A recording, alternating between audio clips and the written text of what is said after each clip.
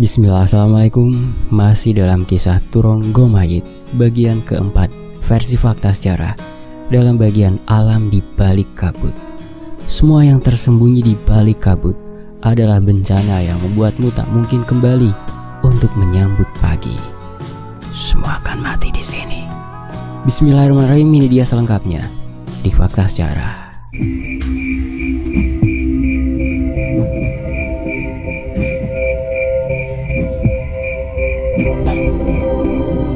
Suara gending musik pengiring permainan kuda lumping terdengar dari balik kabut. Terlihat bayangan makhluk yang melayang-layang dari balik tebalnya tirai putih yang menyelimuti desa. Sebuah pertunjukan tengah ditampilkan di sana.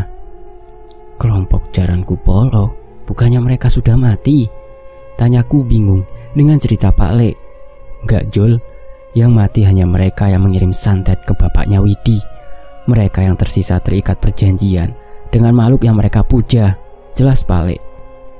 Pak Le terlihat cemas. Ia terus berpikir keras untuk menyelamatkan warga desa dari balik kabut ini. Kalian kembali ke rumah dulu. Jangan keluar sebelum situasi aman, perintah Pak Le. Aku ikut Pak Le, balasku. Gak bisa, bahaya, perintah Pak Le. Kali ini aku tidak bisa membantah. Sepertinya keadaan semakin serius, sehingga Pak Le benar-benar melarangku untuk mengikutinya. Aku pun mengencangkan sarungku di pinggang dan mengikuti mereka. Ibu, tolong ibu. Samar-samar aku mendengar suara teriakan anak perempuan. Pak Le, ada suara, ucapku. Pak Le berhenti dan menajamkan telinganya. Suara apa? Musik yang tadi? Bukan anak perempuan, Pak Le, balasku. Pak Le berkonsentrasi, namun ia menggeleng dan tidak mendengar apapun. Gak ada. Mungkin aku yang salah dengar. Kami pun melanjutkan perjalanan kembali ke rumah Widi. Namun suara itu terdengar lagi. Lepasin, sakit. Aku menoleh arah suara itu, dan dari salah satu sisi kabut terlihat bayangan seorang anak perempuan, seolah diseret oleh sosok yang begitu besar. Itu Pak Le, teriakku menunjukkan arah itu. Anehnya, Pak Le menoleh ke sana, tapi ia mengaku tidak melihat dan mendengar apapun. Aku pun bingung, namun suara itu terdengar semakin lirih. Aku makin khawatir dengan keadaan anak perempuan itu. Aku menoleh sebentar ke arah Pak Le, Widi, dan Bu Sunar yang sudah berada di pagar rumah mereka. Namun tangan wanita itu terlihat berusaha untuk menggapaiku. Apa yang terjadi padanya membuatku benar-benar tidak bisa menahan diri. Panjul, mau kemana? Teriak Pak Le. Aku tidak tahan lagi. Tanpa menjawab Pak Le, dengan segera aku berlari meninggalkan mereka dan meraih bayangan anak perempuan di balik kabut itu. Namun aku terlalu bodoh. Tepat saat berhasil menembus kabut, terlihat seorang anak perempuan yang diseret oleh sosok makhluk besar dengan tinggi hampir 2 kali manusia dewasa. Mulutnya besar dengan mata yang putih. Anak perempuan itu pun ditarik memasuki kabut yang lebih pekat. Namun tak hanya itu saja. Di sekitarku terlihat rumah-rumah warga yang tersamarkan oleh kabut. Yang mengerikan, di beberapa atap rumah tengah bertengger jajaran pocong berkafan penuh tanah kuburan, seolah mereka baru bangkit dari liang lahatnya. Aku gemetar dan terjatuh. Beruntung makhluk itu tidak menatap ke arahku. Mereka tertarik dengan pementasan yang ada di tengah desa. Bocah goblok. Sebuah pukulan mendarat di kepalaku. Aku merasa kesakitan. Dengan jelas aku mengetahui bahwa Pak Le lah yang datang menyusulku. Maaf Pak Le, tapi aku melihat ada anak perempuan yang diseret sama setan. Ya tinggal bilang, kamu gak usah ikutan masuk. Kali ini Pak Le marah. Sepertinya keadaan kali ini benar-benar berbahaya. Iya Pak Le, saya balik ke rumah Widi, ucapku yang segera berlari meninggalkan kabut itu. Tapi kabut begitu pekat, aku tidak bisa menemukan jalan ke rumah Widi. Di saat aku kebingungan, sekali lagi pukulan mendarat di kepalaku. Masih gak sadar juga, saya sudah memasuki kabut. Gak ada lagi jalan keluar, ucap Pak Le. Hah? Lah terus gimana Pak Le? Kabut ini baru akan hilang saat pementasan selesai. Saat itu kita nggak tahu sudah ada berapa nyawa yang jadi korban. Jelas Pak Le. Aku menelan ludah. Kini aku harus berada di antara kabut ini dengan makhluk-makhluk mengerikan di sekitarku. Jangan jauh-jauh dari Pak Le. Perintah Pak Le. Kini tidak ada lagi alasanku untuk tidak menurut. Terlebih Pak Le juga terlihat benar-benar waspada. Korek api pusaka miliknya tengah tergenggam di tangannya. Itu Pak Le, teriakku saat melihat sosok seorang anak perempuan yang berdiri di antara kabut. Tapi aneh, kali ini tidak ada makhluk menyeramkan yang menyeret tubuhnya. Mundur, peringat Pak Le. Tapi tadi anak itu diseret sama setan. Aku protes karena khawatir dengan keadaan anak perempuan itu. Jangan ngeyel, mundur, teriak Pak Le. Melihat Pak Le seserius itu, aku pun memilih mengikuti perintah Pak Le dan mundur di belakangnya. Benar saja, anak perempuan itu tiba-tiba mengangkat wajahnya. Matanya memutih dengan mulut yang tertawa tanpa suara. Anak perempuan itu pun memiringkan kepalanya seolah mulai memperhatikan kami. Ojo wani-wani nenggolek perkara. Suara anak wanita itu terdengar serak, seperti suara orang tua yang mengerikan. Ia menatap kami dengan penuh amarah. Keluar dari tubuh anak itu, teriak Pak Le. Sayangnya sosok yang merasuki wanita itu tidak gentar. Ia terus tersenyum dan mulai mencengkeram wajahnya sendiri. Sial. Dengan cepat Pak Le berlari menuju anak perempuan itu. Anak itu mulai mencakar wajahnya sendiri hingga darah mengalir di pipinya. Dengan sigap, Pak Le menahan tangan anak wanita itu. Namun anak itu malah merontas kuat tenaga. Kulitnya semakin memutih, pucat, dengan urat-urat yang menebal dari balik kulitnya. Ia terlihat tersiksa dan kesakitan. Keluar, teriak Pak Le sembari membacakan doa-doa yang panjang di hadapan anak perempuan itu. Tapi setan perempuan itu terus tersenyum. Ia menikmati tubuh yang kesakitan itu dan tidak mempedulikan bacaan-bacaan Pak Le. Pak Le, anak itu bisa mati Pak Le, teriakku saat melihat anak itu mulai mengalirkan darah dari pinggir mata dan lubang hidungnya. Sialnya, makhluk itu terus tertawa senang menantikan kematian anak yang ia rasuki itu. Merasa tidak ada cara lain, Pak Le pun membuka korek api dengan ukiran kayu itu. Ia pun memutar pemantiknya dan menyalakannya di hadapan anak perempuan itu. Ekspresi anak perempuan itu mulai berubah. Sementara pocong yang berada di atap-atap merasa terganggu. Mereka melayang menjauh dari cahaya api kecil yang dibuat oleh Pak Le. Jangan samakan aku dengan setan-setan kroco itu. Apimu tidak akan mampu menggetarkanku, ucap sosok di balik anak perempuan itu lagi. Namun sepertinya Pak Le tidak hanya berhenti sampai di situ. Ia meletakkan telapak tangannya di atas api itu. Lantunan kalimat doa terdengar bersama dengan bara api yang menyelimuti telapak tangan Pak Le. Pak Le, tangan Pak Le. Aku hendak menghampiri Pak Le. Namun saat aku menyadari bahwa Pak Le tidak merasakan kesakitan dari api di tangannya itu, aku pun menahan diri. Bodoh, kau lupa? Aku juga tercipta dari api, gertak setan itu. Ia menertawakan Pak Le dalam tubuh anak perempuan itu. Jika Tuhan berkehendak, kau yang tercipta dari api pun akan musnah dengan api. Dengan segera Pak Le menggenggam kepala anak itu lagi. Aneh, rambut anak itu tidak terbakar, tapi dalam sekejap raut wajah anak itu berubah drastis. Anas, hentikan, hentikan! Pak Le tidak menghiraukan teriakan setan itu. Lantunan ayat suci ia bacakan mengiringi amalan api yang ia gunakan untuk menghabisi setan di dalam tubuh anak itu. Ampun, aku menyerah. Setan itu benar-benar tersiksa. Namun Pak Le sama sekali tidak ingin melepaskannya. Wajah anak kecil itu benar-benar tersiksa. Namun tidak seperti tadi. Kali ini kesadaran sesekali muncul di bola matanya. Merasa sudah mencapai saatnya, Pak Lek pun membakar satu telapak tangannya lagi. Kali ini, ia memutarnya beberapa kali dan mendorong tubuh bocah itu dengan telapak tangannya. Anak kecil itu terjatuh lemas. Aku berharap anak itu sudah tidak lagi dikuasai oleh setan itu. Tapi kali ini Pak Lek tetap waspada.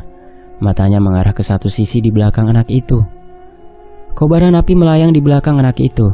Dengan perlahan, api itu padam dan menunjukkan sosok yang tertutup bayangan hitam. "Manusia terkutuk!" teriak setan itu. Bayangan hitam mulai sirna dan menunjukkan sosok setan berwujud manusia bertubuh besar. Ia mengenakan pakaian seperti pemain kuda lumping, namun kulitnya hitam legam dengan mata yang memerah. "Saat ritual dimulai, tidak ada nyawa yang bisa selamat dari balik kabut ini," gertak setan itu. Ia pun segera mundur menjauh dari kami. Kabut yang pekat seolah sudah siap menelannya menghilang dari pandangan kami. Pak Lek tidak memedulikannya. Sebaliknya, ia membacakan doa pada sebuah botol berisi air dan meminumkannya pada anak perempuan itu. "Wah, apa ini?" Baru beberapa langkah makhluk itu berjalan. Tiba-tiba makhluk itu terhenti dengan api yang kembali membakarnya. Namun Pak Lek tidak peduli. Hentikan api ini. Aku berikan apapun yang kau minta." Pak Lek tetap tenang setelah memastikan anak perempuan itu mulai membuka matanya. Ia hanya menoleh sesaat pada setan itu. "Api itu adalah dosa-dosamu yang akan mengantarmu musnah dari alam ini," balas Pak Lek. Ampun. Dalam hitungan detik, wujud setan itu pun menghilang bersama api perwujudan ilmu Pak Lek itu. Seketika aku terkesima dengan apa yang terlihat tadi. Itu apa Pak Lek? Itu aji-ajian? Tanyaku semangat. Amalan pembakar, sebuah amalan untuk mewujudkan api yang akan memusnahkan makhluk seperti mereka. Jelas Pak Lek. Keren, ajarin aku Pak Lek. Angkat aku jadi muridmu, teriakku semangat. Boleh saja. Besok siapin tungku api buat ngelatih tubuh kamu supaya terbiasa sama api, ucap Pak Lek. Enggak jadi Gak usah Pak Lek. Aku belajar ilmu lain aja. Ilmu itu paling cocok sama Pak Lek kok, balasku yang segera mundur menjauh dari Pak Lek. Gila saja. Mana mau aku membiarkan kulitku bermain dengan api di tungku. Oh, dasar panjul. Pak Lek pun memperhatikan anak perempuan tadi. Ia sempat sadar sesaat, namun ia tak sadarkan diri kembali. Pak Lek memeriksa dan mendapati anak itu hanya pingsan. Ia pun menggendong anak perempuan itu di punggung dan segera melangkah menuju kemana arah setan tadi akan pergi. Kita agak cepat, Jul. Iya Pak Lek. Kali ini kami berlari menerobos kabut yang semakin pekat menyelimuti desa. Mataku tak henti-hentinya mengawasi berbagai makhluk yang melayang-layang dan merayap menuju tempat yang sama dengan kami, tempat pementasan. Terpampang di hadapan kami, sekumpulan warga desa yang tengah menyaksikan sebuah pementasan. Suara gending dari kendang, bonang, dan gong beradu membentuk irama yang mendayu. Namun tidak ada teriakan meriah di sana. Sekumpulan warga yang menyaksikan pementasan itu seolah terhipnotis dengan penampilan di tengah-tengah halaman itu. Sebuah ingatan melintas di pikiranku. Seketika juga nafasku tersengal-sengal menyaksikan hal ini. Seperti inilah warga desa dan orang tuaku mati. Mereka terhipnotis oleh sebuah pertunjukan, dan satu persatu dari mereka mati dengan kepala yang terpisah dari tubuhnya.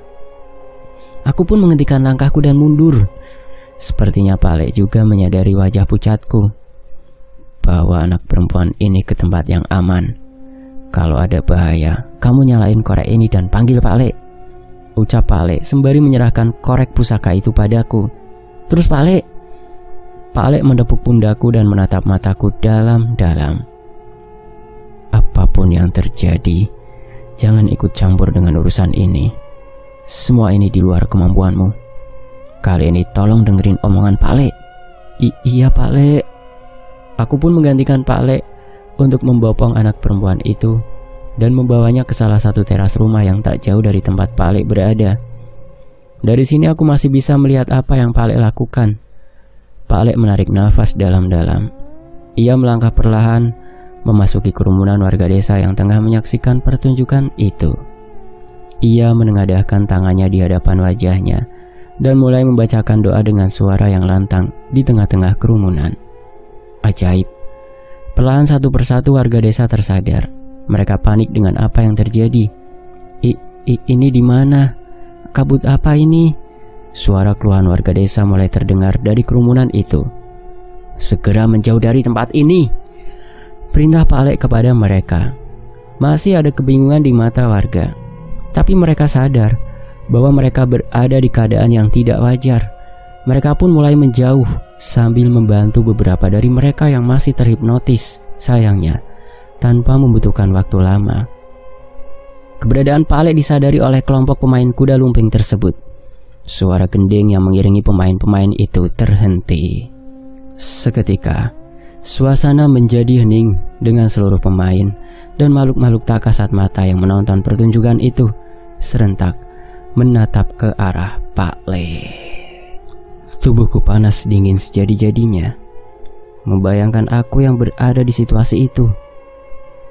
Ora ono sing oleh lunga nganti pagelaran rampung. Suara itu terdengar dari sosok mengerikan di tengah pementasan itu. Ia adalah seorang pemain kuda lumping yang dirasuki sosok yang belum kami ketahui.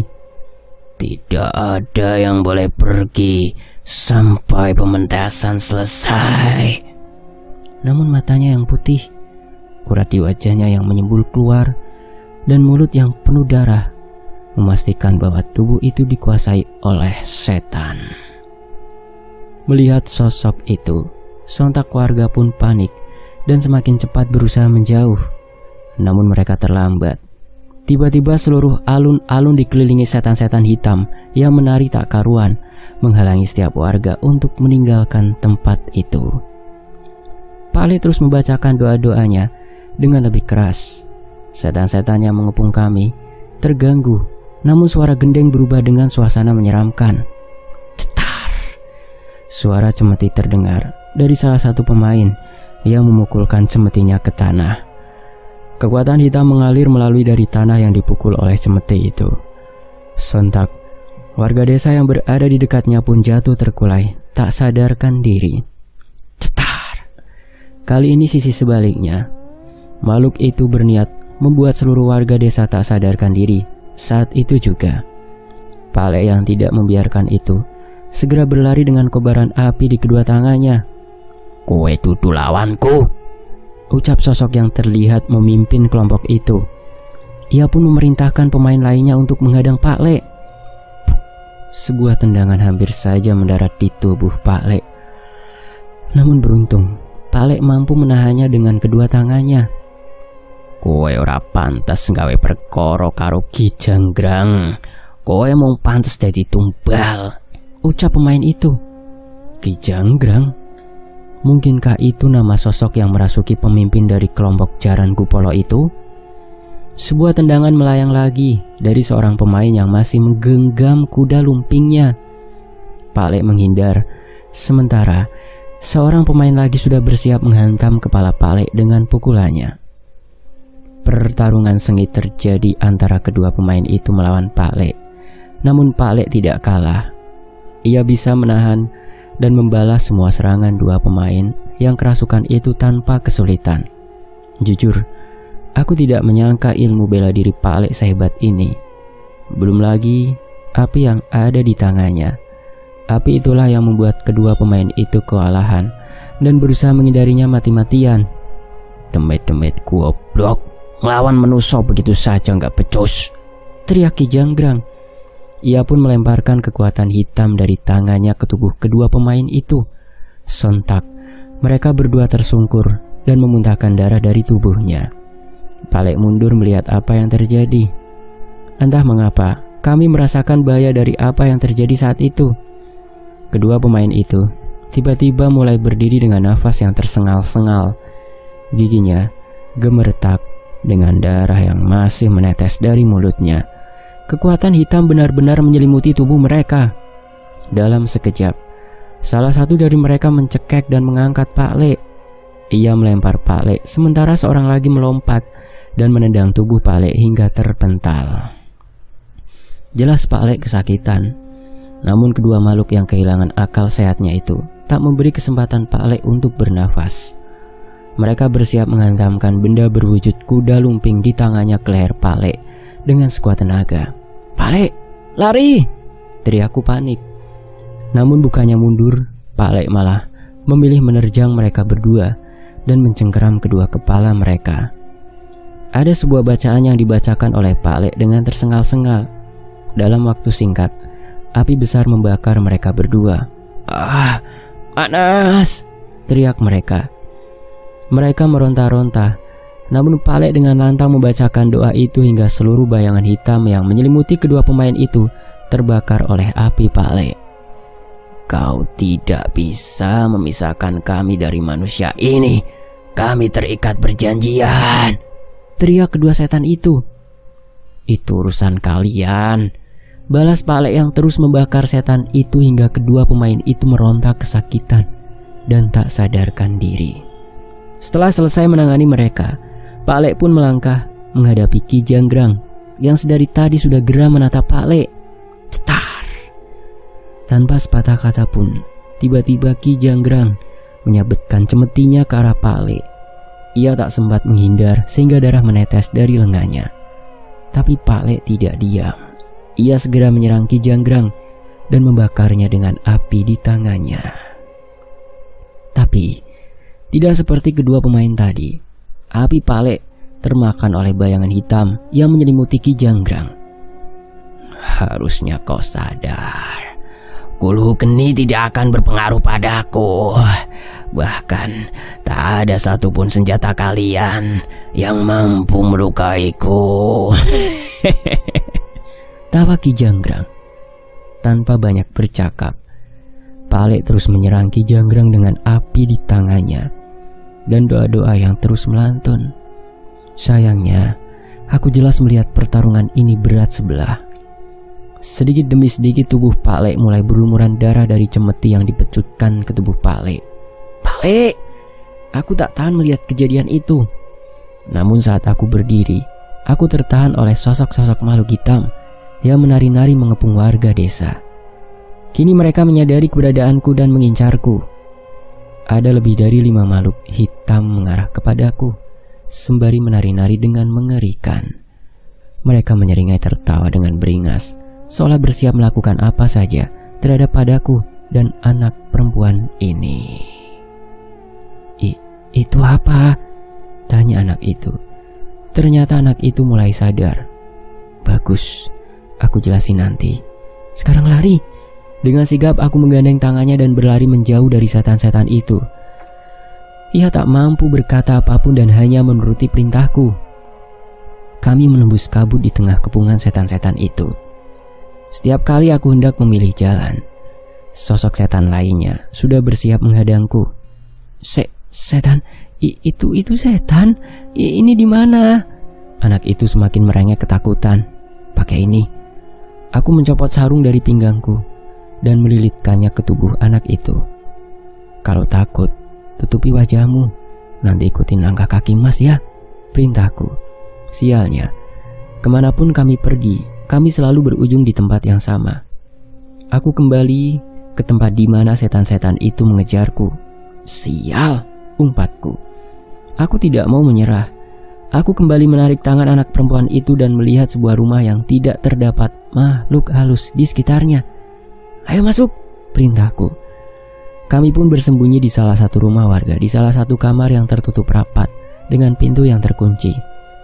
Kami pun meringkuk di bawah jendela kamar, berharap makhluk-makhluk itu tidak menemukan kami. Hawa dingin begitu menusuk. Anak perempuan itu terlihat menggigil. Jelas saja, ia baru saja kesurupan makhluk mengerikan. Tenaganya saja pasti sudah habis untuk mempertahankan kesadarannya. Aku sedikit menyelimutinya dengan sarungku dan sedikit merangkulnya, sembari sesekali mengintip ke arah jendela. "Tenang, sebentar kita akan selamat," Ucapku berusaha menenangkan anak itu. Walau begitu, aku jelas cemas dengan keadaan Pak Le. Keadaannya begitu gawat. Apakah ia bisa menemukan cara untuk melawan Ki Janggrang? Mas, itu... Anak perempuan itu terlihat pucat.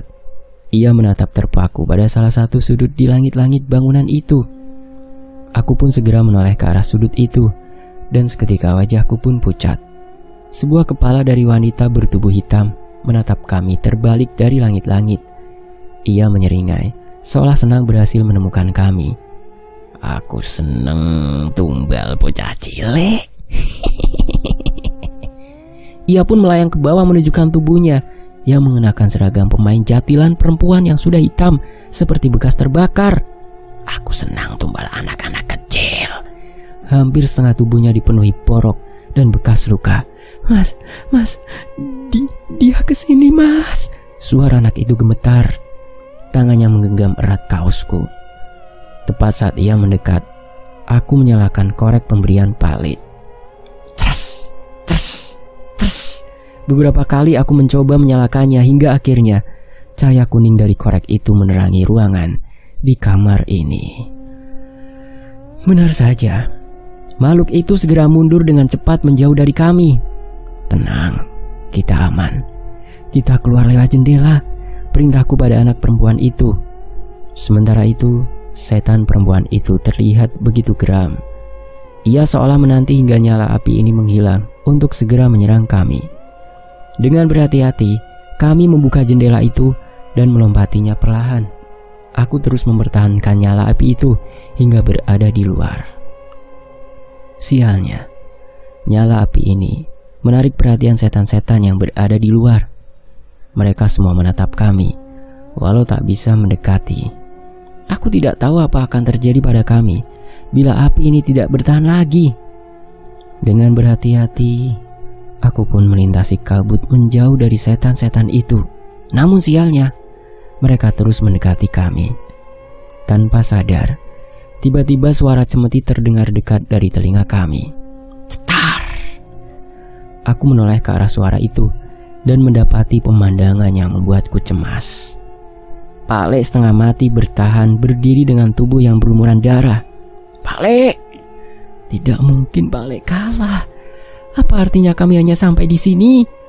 Suara gending pengiring mengalun semakin meriah, seolah merayakan kemenangan Ki Janggrang.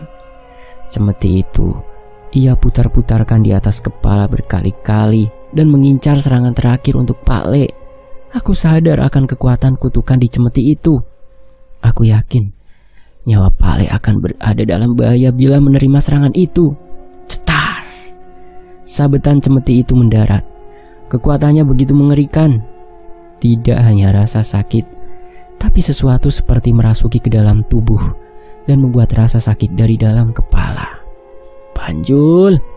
Ya, aku yang menerima serangan itu. Pak Le menangkap tubuhku yang terkapar oleh serangan itu. Sebuah luka sabetan berdarah merobek baju hingga kulitku. Bertahan Panjul, akan Pak Le pulihkan. Jangan Pak Le, urus setan sialan itu dulu, pintaku. Pak Le menatapku dan segera menoleh ke setan itu. Kali ini mata Pak Le penuh dengan amarah. Maafin Pak Le ya, ternyata Pak Le nggak boleh setengah-setengah, ucapnya. Pak Le mengeluarkan sebuah keris dari tasnya dan memasangnya di ikatan pinggangnya. Sombong, satu serangan lagi dan kau mati, teriak Ki Janggrang. Ia pun bersiap menyerang Pak Le dan menarik cemetinya. Tapi ia tertahan. Ujung cemetinya masih berada di genggamanku. Jangan berani-berani melukai Pak Le ku lagi. Aku membakar ujung cemeti itu dengan korek pusaka milik Pak Le. Perlahan tapi pasti, api itu membakar habis cemeti yang sedari tadi melukai Pak Le hingga babak belur. Sepertinya api ini memiliki kekuatan yang tidak dapat kami duga. Bocah brengsek! Bagus Panjul, kali ini aku bisa mendekati makhluk itu. Sekarang cepat pergi sejauh mungkin, teriak Pak Le. Pak Le membacakan sebuah ajian. Aku menyaksikan otot-ototnya mengencang dengan kabut putih yang merasuk ke tubuhnya. setan itu terjungkal. Kali ini serangan Pak Alek berhasil melukainya. Ayo, kita pergi. Dengan sigap aku menjemput anak perempuan itu lagi dan berlari menjauh dari Pak Alek. Namun sial, kami dihadang oleh setan yang mengejar, memergoki kami di rumah tadi. Gede cacile, aku iso ayu meneh. Setan itu terus melangkah mendekat ke arah kami. Dengan sigap aku menyalakan korek api itu untuk menjauhkan setan itu dari kami. Tetapi cetrak, cetrak, korek ini tidak menyala. Aku terus mencobanya, namun sia-sia. Bersambung. Nantikan bagian berikutnya dalam kisah Turonggo Mayit versi Fakta Sejarah.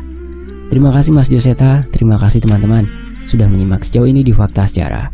Wassalamualaikum warahmatullahi wabarakatuh. Sampai jumpa di bagian berikutnya. Tetap di Fakta Sejarah. Alhamdulillah.